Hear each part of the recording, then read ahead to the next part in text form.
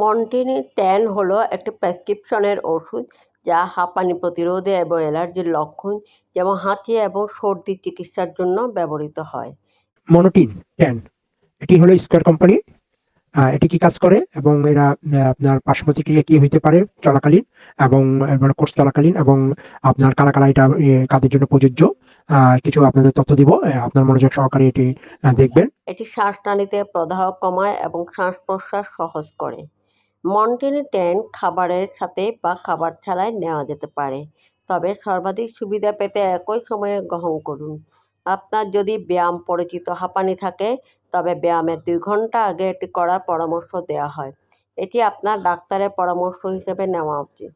Dose এবং কত ঘন ঘন আপনি এটি গ্রহণ করছেন তার উপর নির্ভর করে। আপনার লক্ষণগুলিতে উন্নত করতে আপনার কতটা প্রয়োজন তা আপনার ডাক্তার সিদ্ধান্ত নেবেন। একটি পানীয় জল দিয়ে ট্যাবলেটগুলো পুরো গিলে ফেলুন। যতক্ষণ এটি আপনার জন্য নির্ধারিত হয় ততক্ষণ আপনার ওষুধটি গ্রহণ করা উচিত।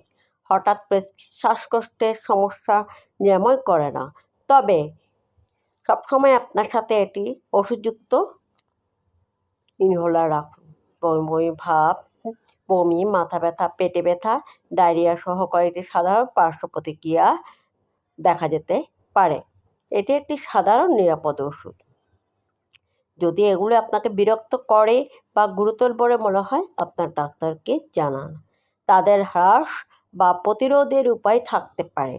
সাধারণত এই ওষুধটি গ্রহণ করার সময় আপনার অ্যালকোহল এড়ানো উচিত। এই ওষুধ খাওয়ার আগে আপনার যদি কখনো গুরুতর লিভার সমস্যা থাকে, তবে আপনার ডাক্তারকে বলা উচিত। আপনার ডাক্তারকে আপনার অন্যান্য সমস্ত ওষুধ সম্পর্কে জানা উচিত। এর মধ্যে অনেকগুলো এই ওষুধটি কম কার্যকর করতে পারে বা এটি কাজ করার উপায় পরিবর্তন করতে পারে। গর্ভাবস্থা বা বুকের দুধ খাওয়ানোর বিষয়ে আপনাকে অবশ্যই আপনার ডাক্তারকে জানাতে হবে। ধন্যবাদ সাথে থাকার জন্য। যদি মনে করেন আপনাদেরকে কিছু ইনফরমেশন দিতে পেরেছি, তারা লাইক কমেন্ট শেয়ার করে দেবেন, সাথে থাকবেন। এই ধরনের ইনফরমেটিভ ভিডিও আমরা ভবিষ্যতে আরও দিব। আমার সাথে থাকবেন। ভালো থাকুন, সুস্থ থাকুন। আসসালামু আলাইকুম।